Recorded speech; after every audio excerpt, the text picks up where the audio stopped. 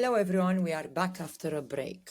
In this episode, I'm speaking to Lara, and I urge you to set aside a cup and some time to really listen to this story, because she isn't only someone with an incredible brain and someone with an incredible story, but someone who is fighting to make a difference in education.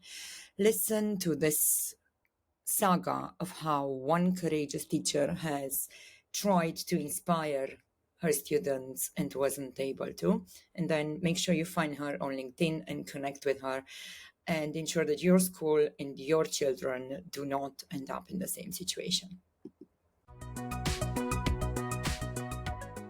Hello, everyone, and welcome back to NeuroSpicy Work. I have a dear guest today, someone who I've been wanting to interview for quite a while now, but we haven't quite managed to line up our schedules as much as I would have liked to. But welcome, Lara. Thank you so much, Duena. I'm really, really happy to be here. Really glad to have you at last. I know you're doing some marvelous things, and we're going to go into detail on most of them. Hopefully, we can kind of unpack both what you're doing now and your motivation towards it. But walk us a little bit through your journey, if you like, kind of in your work life. Where have you been stepping, if you wish? And also, obviously, the eternal question on this podcast: are you on the spectrum, and are you happy to disclose? So there's a lot there. I am autistic, and but that I didn't learn until I was 47 years old. So I had a lifelong career as a high school English teacher, and then at my first school, I was promoted to director of college counseling to help the students with their applications to colleges and to advocate for them. And then when I moved out of New York City, I was also at an administrative position at a school as the director of enrollment management. And that's when my own daughter was around 2 or 3. And it turns out, but not until 15 years old, we found out that she is autistic. So when she was 2 and 4 and 7, I was a single parent, and you only have your own child to know, right? But I kind of could tell in my gut that parenting her, it would be better I returned to teaching. I left the kind of higher administrative posts at schools, and I went back to being a classroom high school English teacher at my final school. And I was there for 18 years, and I did get promoted there, but I stayed as a teacher. I was the head of the English department. So it was right after that promotion that my daughter was identified at 15. And 2 years later, I wanted to get her settled first. And, she was my focus. 2 years after that is when I had my evaluation. So I didn't navigate professional life very long knowing about my autism. My autism's impacted, and I can look back and think of how many ways that it impacted. That I'd love to hear, kind of reflectively going back, what do think masking has meant? I found out I'm autistic at 47. Many people were surprised, but I definitely am. And we can go back and look at all the ways that my autism did absolutely affect me, and I haven't had the easiest life. But people might be, there's people who are probably surprised that you're autistic. There's people all the time that are maybe even disbelieved, but at the very least, you wouldn't think. And that's why it was very important for me. This was a high school with all girls students, and even more important for me to just be open and let, educate. I was an educator, and the school for 3 years, one after another, denied my requests to speak to the students, to even speak to my own students, the students that I taught. And then I know, that's why I'm saying it's so unsettling. And then my final request was to speak to the students before graduation, the ones who were 18 years old and heading off to university, and just let them know, hey, we had a couple classes together. I'm autistic. That would have been amazing. That would have been exactly what they needed. That example right there, having known you and having talked to you, it's just incredible that anyone would deny those children that much of an opportunity. That's the way I see it. It was a little bit unfair to me, but more, it was not the proper treatment for children who had, like you said, an opportunity. That opportunity was removed, and more than that, they actively perpetuated the stereotype that a person with autism can't look the way I look, or a person can have autism and still have a very successful career, a respectable career, and can manage at jobs. So yeah, it was unbelievable. I'm really sorry. That's the only Sounds reason. horrendous. Yeah. So I thought I was. 2 seconds. I'm still stuck on this. I can't. It just feels so wrong, and I'm autistic enough to can't leave it immediately. What you're practically saying is that not only did you not choose to disclose all of a sudden, and then they got upset. It isn't even like that. It is that you have taken the elegant step of asking them if it's okay for you to tell your truth and your authentic self, and that was not okay. So the people have asked me, why did you even ask, right? That you were saying that was, it made it even more unbelievable. And at the beginning, I wanted to speak to the entire student body. I wanted to, I thought it was a message that everyone needed to hear. And, the focus would not have been on me alone. It would have been on misconceptions about autism and probably other neurodivergences. And I think it would have been great. But so they didn't allow me to do that. And then when I just even wanted to tell the kids that I teach, it was already in my head that I had asked the previous time. So I said, I know you didn't want the idea of the assembly, but what if I just tell my own kids? They said that it could make them feel uncomfortable. And that was why they didn't want it to happen. But they're my kids anyway. They know I'm quirky. They know that I'm this and that about me. What were they meant to be uncomfortable about? Well, honestly, this makes me even more riled up. They compared it to other teachers, to a teacher or two who had revealed mental health situations to their children. So, for instance, that they were maybe their wife was sick and they were suffering depression or something like that, and that made the kids uncomfortable. Autism, as you well know, isn't a mental health condition. I am the person that I am, whether or not you know I'm autistic. If I were depressed, then I would be a different teacher than I was. So it just simply to let them know that current societal understanding about autism is very misleading, and there's a lot of biases and stigmas that aren't true, and there's a lot of things that are true that a lot of people don't know. So that was what I thought was very important. And then even at the end, to just be able to tell the students who are graduating. So that's why I'm not there anymore. And that's very sad. Sorry to hear it, but thank you so much for explaining what happened, because I think most of my listeners would not have even imagined that that's a possibility. We spend a lot of time trying to figure out what happens when we disclose and if we disclose in the corporate world, but it hasn't even occurred to me that in the public setting, one might not be allowed to disclose. It literally has not occurred to me. I would have thought just because it comes to, it's normal and it makes sense and it's the moral thing to do, it's your own life, your own feelings and your own neurological makeup. But even in the case of mental health disclosure, I even find that absolutely insane for anyone to tell anyone else what they can and cannot disclose about themselves in any situation is absolutely insane. In particular, when it comes to education, where all these kids would need is an example of a functional human being that has these things that they have heard so many things about. That's the difference. So long as you are doing your job well, it shouldn't matter. And I had been promoted to head of all the English department the year before. So I was doing my job well. They went out of their way to tell me that. So if I was doing my job well, what would it have mattered? And I think I believe you're right too. If someone is doing their job well, what should it matter if there is a bit of themselves, if they are willing, that they, within reason, there might be some places, but certainly issues of mental health and, as you say, things surrounding that, it shouldn't be something shameful if the person is doing a good job. This is the opposite of the world that we need to be building. The reason I get so riled up about this and so agitated is because, one, I had no idea that it is even a possibility. Most of us kind of wrestle with should we disclose, shouldn't we disclose, because it is a hefty economical and moral prize. I equally, like I'm sure you've seen, I'm a big believer and advocate in disclosure. I think everyone should. And I think when we do, all of us, hopefully that's going to change the makeup of the ground we are on.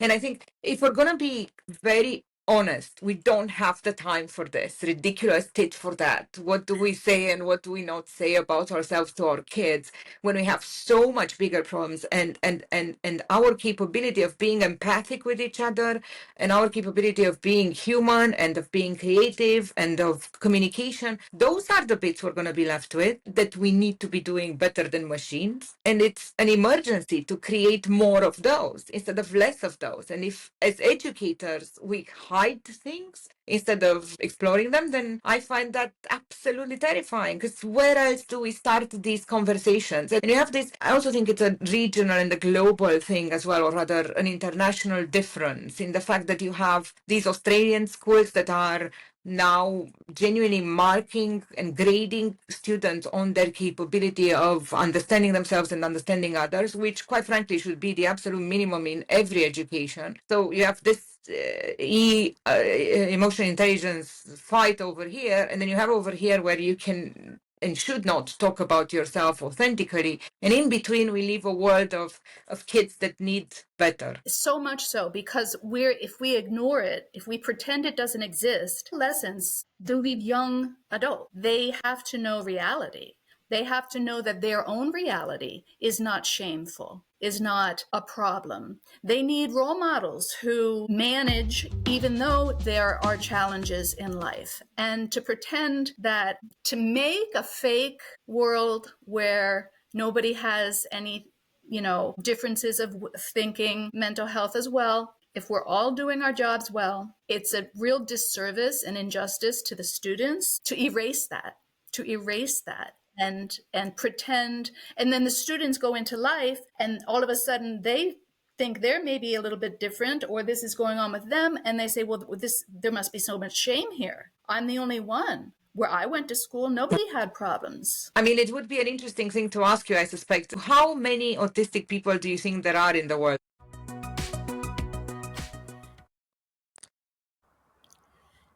Believe it or not, this was the only natural place to insert the fact that we have a new sponsor for the show. They put together assessments where they let you find out whether you're on the spectrum towards ADHD, whether you have dyslexia traits, or whether you're autistic or you ADHD like the rest of us. So why don't you go to myneurospicy.com to find out, and here's their jingle. Ever wonder if you are neurodivergent, or as we call it, NeuroSpicy? Discover your unique neurodivergent traits with our fun, professional assessment. Join thousands finding their community and embracing their NeuroSpicy identity. Take the assessment now at amineurospicy.com. I have a theory about the proportion of autistic versus non-autistic individuals, and I'm curious what yours is. Well, if I may, I want to start with neurodivergent. Not neurotypical, I think the estimate at around 20% is probably right. The largest percent chunk of that, in my understanding, is ADHD, which may be 8 to 10 to 12%. I believe, no, it's very important when we speak about who is autistic. You have autism that sometimes comes along in an individual who has an intellectual disability.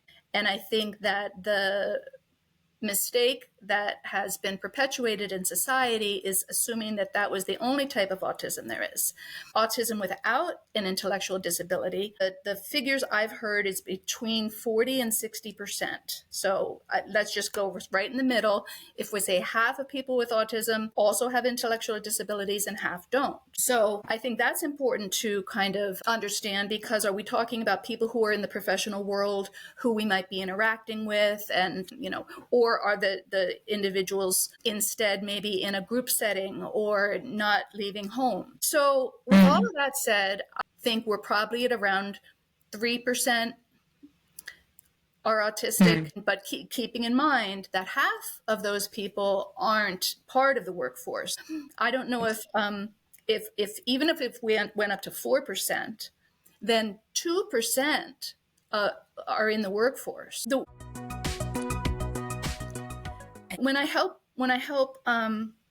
clients who are having a hard time with something, or when they need kind of a reality understanding, this is the way I do it. Here's me, and then there's, well, so we're going to do 99. I usually do 99 to 1, but we could do 98 to 1. But here's me, and then there's 99 other people. Now, where's Duena? Duena's not right here. Duena's over here. So it's Lara and 99 people, and then 99 more people, and then Duena, and that is why it feels as alone as it does, and that is why our challenges are different. And that is why we look around, especially if we don't know that we're autistic, we look around and see other people not having challenges with things that challenge us. Some people don't like that low percentage. It is what it is. I don't know exactly what the percentage is, but it's certainly under 5%. And I myself, in speaking with other autistics, I actually think it's helpful for us to realize that we really are in the minority, and that there's a reason that things seem much harder for us, because we do experience things differently. Right. I mean, I absolutely agree that it's important that we assume the minority coat, if you wish. It's really, it's an uncomfortable one for most of us that have lived through perfectionism and extreme ableism and turns of that nature. But with that said, we have to admit we are a minority. I don't quite agree with your 5%. I think we're much closer to 10-15% of people in the world. If you start looking at how that may have increased over the last few years, because much as we may not like to say that, there are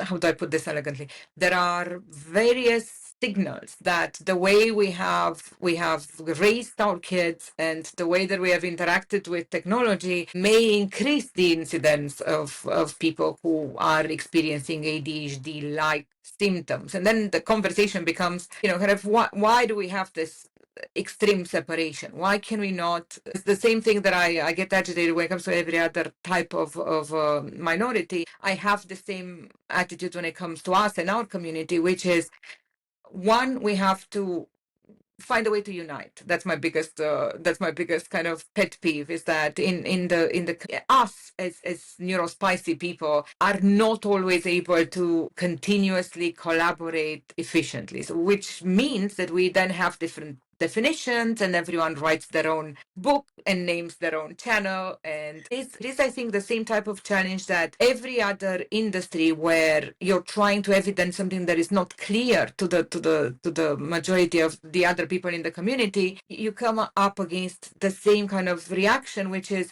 for instance, I've spent 20 years selling to the corporate world the fact that they need to change their internal culture. Let me tell you, no one wants to hear that. No one agrees to that. That's never the case. So if you're part of that majority that never wants to see it, they do not and will not discuss the life for those that see it as it is. So I think, finally, to drive the point home, it's important that we understand we are a minority. We are not as small of a minority, I think, as the statistics that are obviously wrong would like us to believe. And I think creating a united community, like I was saying earlier, instead of each of us having a definition, each of us having a different corner, is probably 10 times more valuable than anything else we could be doing.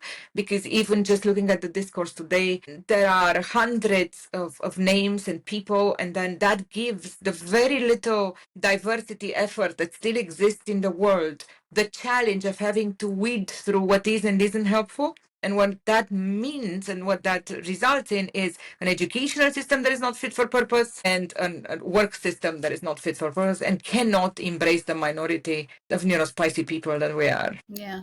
And then it perpetuates. Yeah. It's and on and on. But let me ask you something else. Sorry to interrupt you again, but to walk away from our doom and gloom, though, if we can. Although, again, thank you so much for telling us. I'm sure that people did not know that's even a possibility. But can you just walk us through, once you've had the moment, or bad as it was, and many of us have had these similar moments that have pushed them ahead, whether they liked it or not, what has happened in your journey? Revved up about getting the word out, awareness, education properly known, because it is so not accurately known, and it hasn't changed. I feel like the societal perception of autism is decades old. And even though you and I are here talking and many other people are doing many things I feel like we are hearing ourselves. The community is listening because we need the support and we need the, the feeling of belonging after so long feeling otherwise.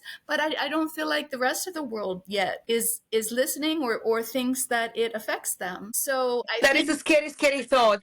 That is a scary, scary thought. And I think you're possibly right. I mean, I see this in the corporate world every day. There's a lot of lip service and there's a lot less of genuine listening. Isn't this maybe the point that we were making before we started rolling as well, which is kind of in between your efforts today, which I'd like you to talk to us about in terms of coaching and in terms of producing materials, but also connected to the thing that we are soon going to announce or have announced, depending on when this comes out, which is our peer-to-peer network for autistic people within an organization. So both of those things are predicated on the same principle, which is that of having enough empathy to care, to listen and understand, and then kind of relate enough that you end up in a much better adaptive situation. Yeah, I think the empathy is hugely important. And when maybe little by little, when your coworker, for instance, my colleagues knew about my autism, but it was the students who weren't allowed to know. But my colleagues, their minds open up as to, autism can look like this, or someone could have a job like this and have autism. And then maybe there's a romantic relationship, and then they tell their family, other people, and then a neighbor. And so as the world interacts with people who are autistic, who are not intellectually disabled, more and more. And as you say about disclosing, when it's not a big deal, if we lower the stigmas and the bias, and it's not this horrible curse, and it's not a life sentence necessarily, okay, it's a different thing. But I like who I am. There's a lot of people that like me, but though I have a different neurotype. So if we can have more societal understanding of what really is going on and what is not going on, then maybe little by little it will be wouldn't that be neat? It would be the minority who don't understand autism. That would be neat. That day must come sooner rather than later. I don't think we have the type of time we used to think we would have when we were young, if that makes sense. It feels like the world is running on borrowed time from many points of view, from, kind of the horrible next few years that we're looking at from an economical point of view, from a climate point of view, from a mental health point of view.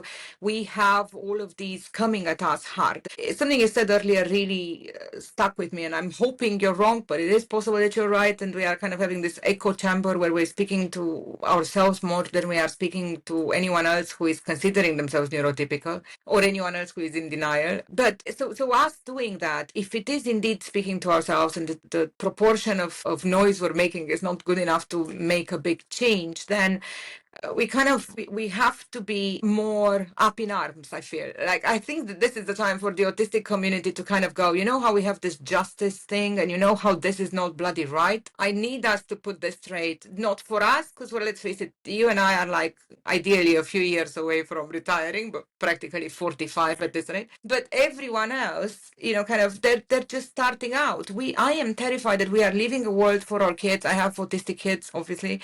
I'm one of those people that has gotten their stamp of re-diagnosing after the kid. And my fear is continuously that we are leaving them, which could happen tomorrow with, having a stroke in a corner. And we are leaving them in this world where we're just talking about things.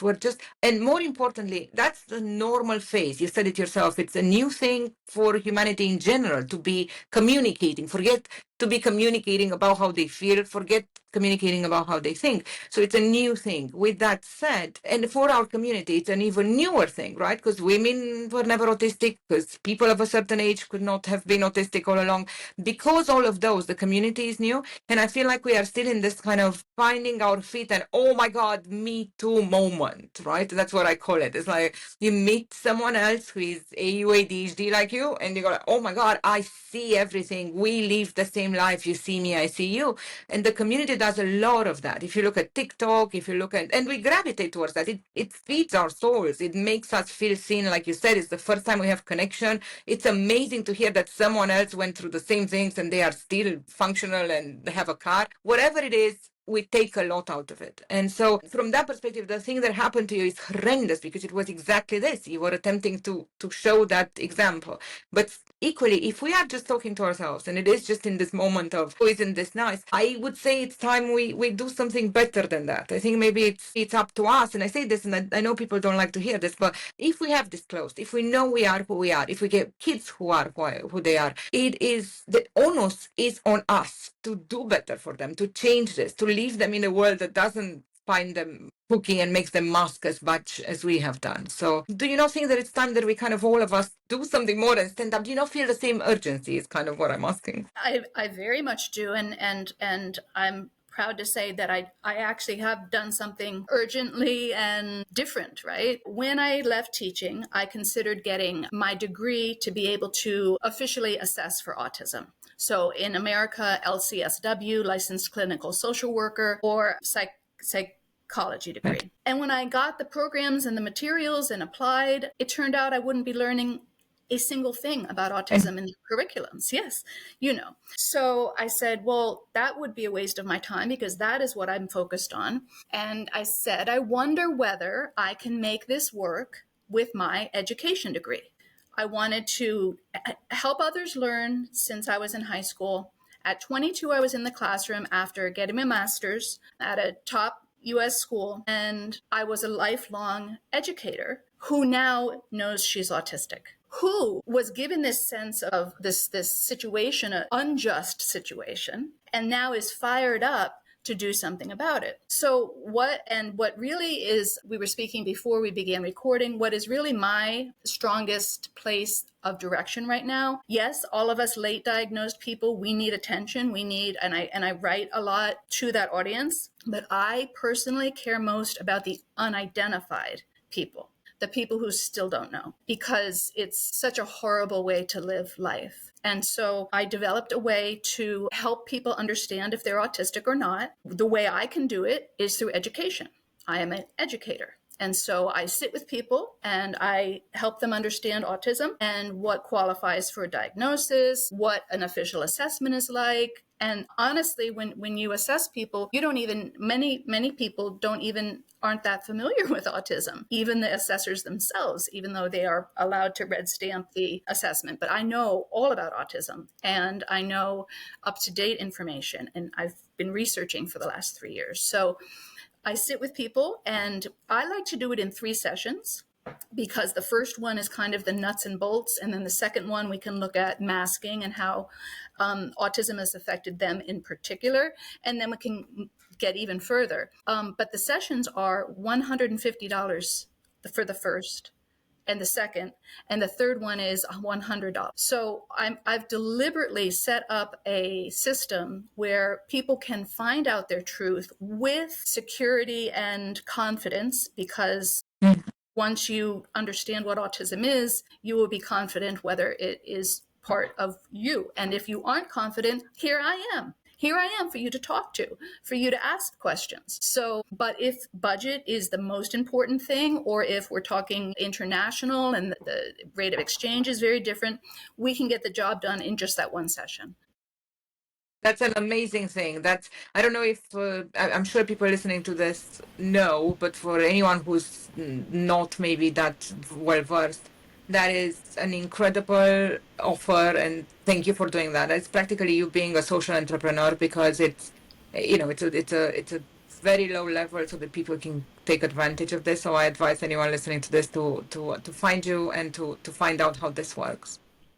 My website is www.autism-discovery.com. And you see the spelling of my name. You can find me on LinkedIn and link to my website there. Right. I also, I'm on my 4th round of soliciting donations called Pay It Forward. One of my first clients was so impressed by the change in her life that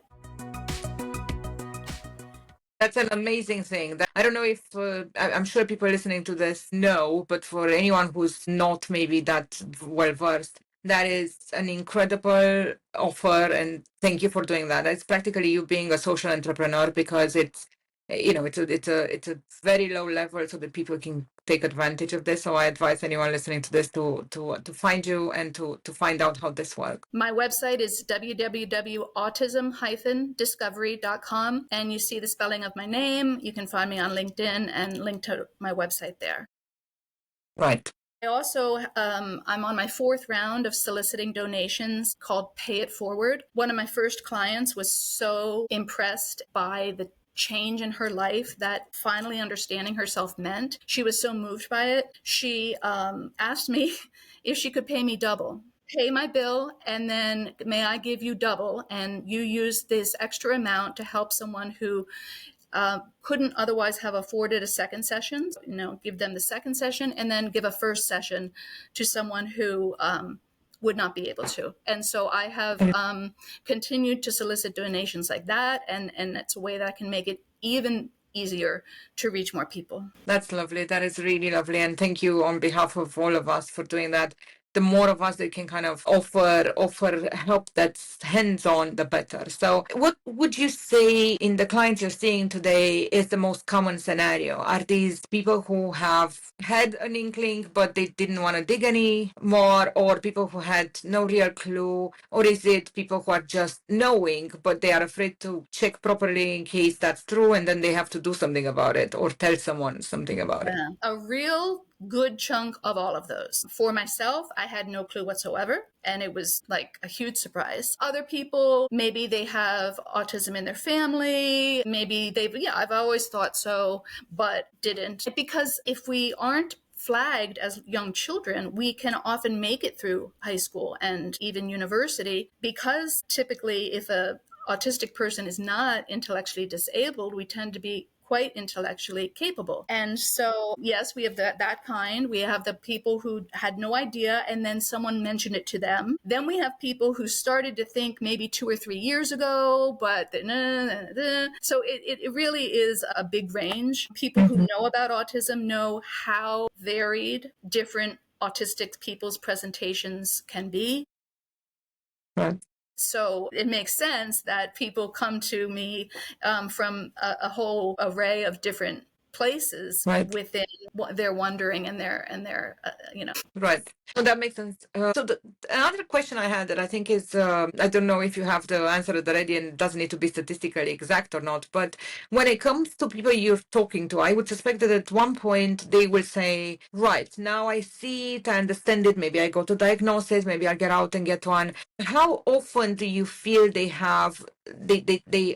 arrive at the same necessity you and I arrived at when we decided to disclose? How many times do you see them going, right, now I'm going to have to talk to my work, not so much because I want accommodation, but because I want my team to. I slightly misunderstood you at the beginning, but I want to go there also, because I thought maybe you were going to ask, how convinced are the people that it's true? That I thought you were going to ask, but then I'll also go to the next. And it's once you actually know what autism is, it's quite easy to know. Anyone who's a little bit like this is I can't believe I never knew. What I am able to say to them with so much confidence is, tomorrow and next week and next month, as you live your life, you're just going to become more and more convinced and confident, because now that it's kind of like Pandora's box. Now that you understand and now things finally begin to make sense, they're going to be all over the place, these other confirmations that, So to the other question of disclosing, I will say that the majority of my clients, my daughter was identified at 15 years old. I knew if she's autistic, then I'm autistic, because we're the same. I didn't think there was anything so unusual about her. And when I was diagnosed, it still took me 6-8 weeks of wow. Even though I knew, but even when I got the official identification diagnosis, it still took me a while. So I have to say that the next step of who should I tell, I don't think people are there yet. when they speak with me, because there's that's the other difference between a guided self-assessment and a standard assessment. It's very dual directional with me, and they're able to ask a lot of questions, and the ability for them to really focus on themselves and not just on the autism, but on how autism affects them. So much is unearthed.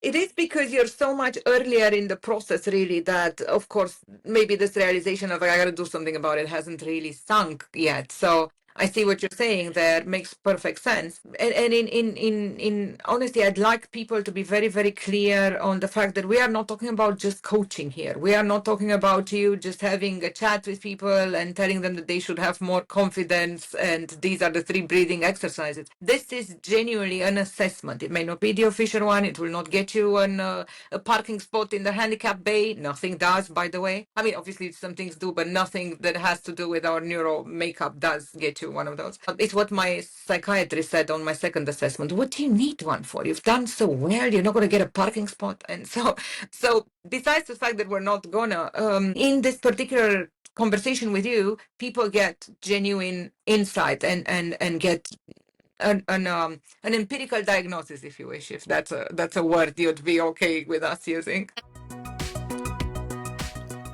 And in fact, to slightly modify what you said, I use two of the same assessment tools that were used to assess me at NYU Medical School. I use the same materials. I just do it as a dialogue, and you're allowed to ask questions, and I'm there to tell you more about autism. And yeah. Right. It's a That's much amazing. It's a guided empirical diagnosis experience. What were you saying? Yes, I love it. It's a guided empirical diagnosis that means you also have your hand held as this is happening. And I think it's important. The reason I say it's crucial to come to the realization in a certain fashion is because we talk about this on this podcast sometimes, but not enough today, and maybe we'll get you back so that we talk about that properly. There's a dark side to finding out you are on the spectrum in any which way. And it's not lived in the same way by everyone, but I find that the greater broad strokes are very similar for many of us that are late diagnosed, and that's going to be the reality for anyone who is not diagnosed yet as well when they end up with it, which is essentially however close we are to this knowledge is how much of this blowback, if you wish, we get in terms of our reassessment of our building blocks. So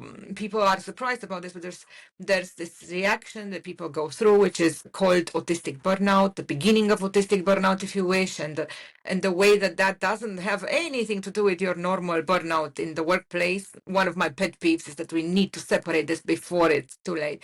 Just like you very well put it, we need to separate non-intellectual disability autistic people from the opposite. Just the same way we need to be clear about this delimitation, because the more time we spend with it in the air, the less time we figure it out. And autistic burnout is not a joke. It has reportedly left people unable to function at all, because practically and in very big terms, so I think maybe you can correct me if you don't see it the same way. I think what's really happening is we have this moment of all of these structures we had constructed so that we exist, all of these building blocks that were in a certain fashion, that kind of start moving and crumbling, in particular if you arrive at this knowledge yourself. And this is finally what I was trying to get to, which is if you do have a guided diagnosis with you, a conversation like this, you're not alone when you arrive at it, and hopefully that reduces your probability of getting autistic burnout. Well, I have to tell you, it's the majority, not the minority of times that people shed tears, because it's just so big. And it's they hear there's a mirror back at them of elements to their being that they never saw ever before exist in another person, and so there's tears of relief, there's tears of sadness, there's tears of resentment, not knowing. So it can be a very emotional experience. So that's very true. I like that you've touched on resentment. It's a thing we don't really like talking about because, we're so staunchly decided to be positive and keep doing our breathing and our meditation that we sometimes don't have the luxury of thinking that way. And the reality is it's hard for us to be late diagnosed autistic human who has gone through life thinking they've masked effectively, finding out they didn't mask quite as effectively as they desperately tried to. And on top of everything, deciding that it's not just to keep the mask, taking the mask off, and then realizing that nothing makes sense anymore. And it is unfair AF that so many other people got an easier life and accommodation and pills. And let me tell you, us ADHDers that never had medication are very upset with society. But directly from us to society, it's not fair. It's not nice that they kept us desperately trying to bite our nails instead of helping. So